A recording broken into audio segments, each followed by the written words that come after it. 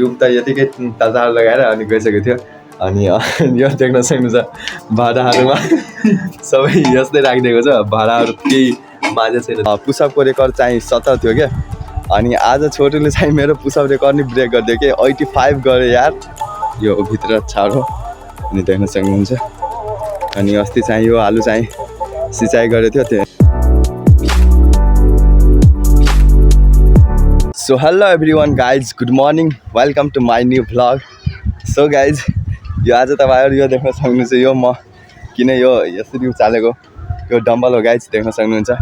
अनि आज गाइज बिहान बिहान चाहिँ मर्निङ वाक गर्न गएको थियो म अनि छोटु अनि अमन 3 जना थियो। अनि गाइज मैले चाहिँ मेरो पुसअपको रेकर्ड चाहिँ 70 थियो के।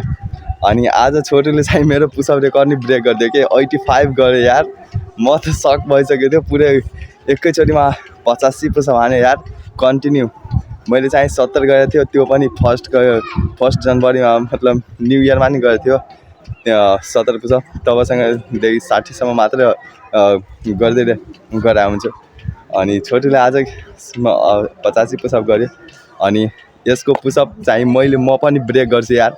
भोलि म चाहिँ 100 पुसअप हान्ने छु अनि तपाईहरुलाई पनि देखाउने छु गाइज 100 पुसअप मारेर। अनि छोटुको चाहिँ पुसअप ब्रेक गर्ने छु। अनि छोटु यहाँ चाहिँ छोटु देख्न सक्नुहुन्छ। छोटुले चाहिँ यार 6 प्याक हेराउ त। 6 प्याक छैन के हेराउनु त्यही पनि यार देखाइरहेको छैन गाइज।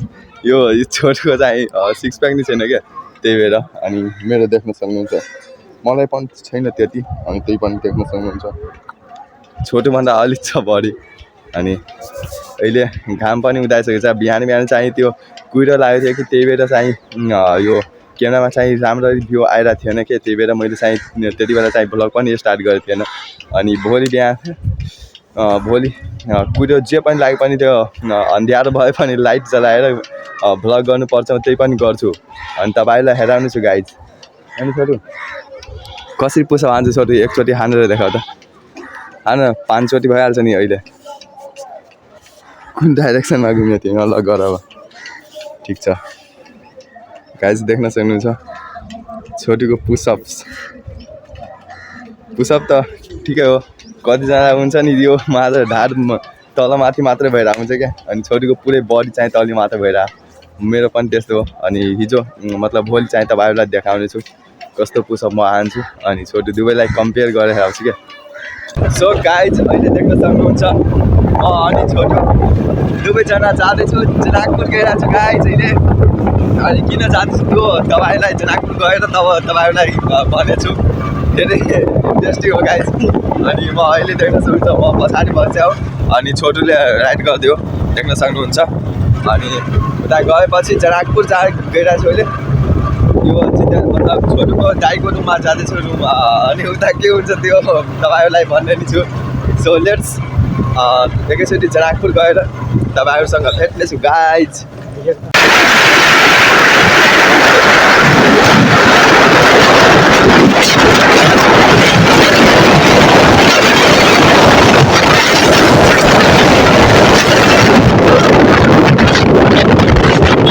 सो फाइनली गाइज अब आइसकेको छु यहाँ जनकपुरमा। अनि अब रुममा जाँदैछु। यहाँ देख्न सक्नुहुन्छ यो रुम हो जितेन्द्रको। अनि अब रुममा जान्छु अनि रुममा तपाईँहरूसँग टक गर्दैछु क्या। सो फाइनली अब भित्र आइसक्यो। अनि गाइज किन आएको छु भने तपाईँहरूलाई भन्दैछु। अब यो मतलब यहाँ छोटुको दाइ चाहिँ यतै बस्नुहुन्छ यहाँ रुम लिएर।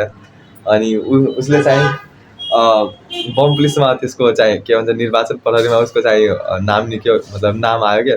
अनि त्यसको चाहिँ ट्रेनिङ गर्न मतलब उसको चाहिँ यताबाट धेरै टाढा भइसकेको छ ट्रेनिङ जहाँ हुन्छ त्यो। अनि रुम त यतिकै तजाड लगाएर अनि गइसकेको थियो। अनि यो देख्न सक्नुहुन्छ भाडाहरूमा सबै यस्तै राखिदिएको छ। भाडाहरू केही माझे छैन, देख्न सक्नुहुन्छ। अनि यही चाहिँ 2 दिन छैन यहाँ देख्न सक्नुहुन्छ के यही 2 दिनको लागि यहाँले छोटुले आएको हो। अनि छोटुसँगै म पनि आएको यहाँ। अनि यहीको लागि आएको थिएँ गाइज। अनि जितेन्द्रलाई यार साफ पनि गर्नुभयो नि, देख्न सक्नुहुन्छ यही हो जितेन्द्रको रुम होइन। यतै चाहिँ पर्छ क्या। अनि उसले चाहिँ निर्वाचन पर्नेमा चाहिँ फर्म भरेको थियो, उसको नाम पनि आइसक्यो। अनि ट्रेनिङमा उसले चाहिँ गइसक्यो। अनि भर्खर यहाँ यतिकै छोडेर देख्न सक्नुहुन्छ, यसैको लागि आएको गाइज।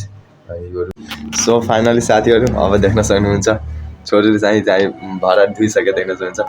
अनि अब जाँदैछु यो रुम लगाएर, अनि पहिला बल्ब बन्द गरिदिएँ, अनि अब ढोका लगाइदिँदैछु गाइज। सो फाइनली गाइज अब आइसकेँ जनकपुरबाट। कहाँ हो छोटु? यहाँ हो छोटु गाइज, देख्न सक्नुहुन्छ। लाइन कटेछ अहिले के हो? लाइन कटेको छ गाइज। फाइनली आइसकेँ। अनि देख्नुहुन्छ कपाल कसरी भइसक्यो यार बाइकमा त। यहाँ देख्न सक्नुहुन्छ पुरै कपालहरू पुरै बिग्रिहाल्यो क्या यो। हेलो गाइस, हेर्नु सक्नुहुन्छ? बैगन पनि आइसक्यो गाइज। अनि यहाँ देख्नु के भयो? छिटो छिटो ल, अब गुवा चाहिँ फाल्नु पर्यो क्या। कता फाल्नु? उता यहाँ घरबाट खेतमा। म चाहिँ यो लिएर आइसकेको छु ठेला। सो गाइज यो देख्न सक्नुहुन्छ गुवा यो ठेलाबाट लिएर जाँदैछु म अनि छोटो दुवैजना। अनि योमा देख्न सक्नुहुन्छ यो पाइडल नै छैन यो ठेलामा, यतिकै गुराउनु पर्छ आठबाट। अनि अब जाँदैछु उता घरारीमा पनि अलि 2-3 बोरा जति गुवा छ, अनि त्यो पनि लिनुपर्छ। अनि लिएर खेतमा हाल्छु क्या। ओ बाबु मर्ले। सो फाइनली गाइज अब देख्न सक्नुहुन्छ यो ठेला लिएर यहाँ आइसकेको छु यहाँ खेतनिर। अनि यो ठेलाको जति योमा बोरा राखेको छ नि यो सबै यो मेरो यो आलु खेतमा राख्नु छ। यहाँ देख्न सक्नुहुन्छ यता राख्छु, कुनै एउटा ठाउँमा गुल्याएर राखिदिन्छु, यतै राखिदिन्छु क्या। अनि यो आलुमा छर्नको लागि गाइस यो मतलब योमा प्याज रोप्नु छ नि, यो आलु खनेर फेरि प्याज रोप्नुपर्छ योमा। अनि प्याज रोप्नलाई त्यो मतलब छाउर छिट्नुपर्छ क्या, तब राम्रो त्यो हुन्छ प्याज फल्छ तब। त्यहीको लागि म यहाँ गुवा लिएर अनि यहाँ राखिदिँदैछु। अनि आइसकेको छु यहाँ गुवा लिएर, देख्न सक्नुहुन्छ यो। ल छोटु एक एक गरेर सबै उता राख्नुपर्छ क्या। सो फाइनली गाइज अब देख्न सक्नुहुन्छ यहाँ सबै उतारेर राखिदिए बोरा, यो भित्र छाड हो। अनि देख्न सक्नुहुन्छ। अनि अस्ति चाहिँ यो आलु चाहिँ सिँचाइ गरेको थियो, त्यो देख्न सक्नुहुन्छ कति राम्रो भइसकेको छ अहिले। अनि अब योमा पानी पटाउनु पर्दैन क्या, अब आफै योमा आलु फरिहाल्छ क्या, देख्न सक्नुहुन्छ। के उता छोटो रुक्यो हो गाइज। अब जाँदैछु मेरो गाउँमा चाहिँ एउटा पूजा भइरहेको क्या, त्यहीको साउन्ड आइरहेको छ होला योमा। अनि त्यहीको साउन्ड योमा आइरहेको छ क्या, यो नजिकैमा हुँदैछ क्या, त्यही भएर अब के हो गाइज। अब जाँदैछु देख्न सक्नुहुन्छ। छोटुले तरकारी किनिदियो गाइज, देख्न सक्नुहुन्छ। सहीमा 3 केजी दिएर अहिले बजारमा आइसकेको छु।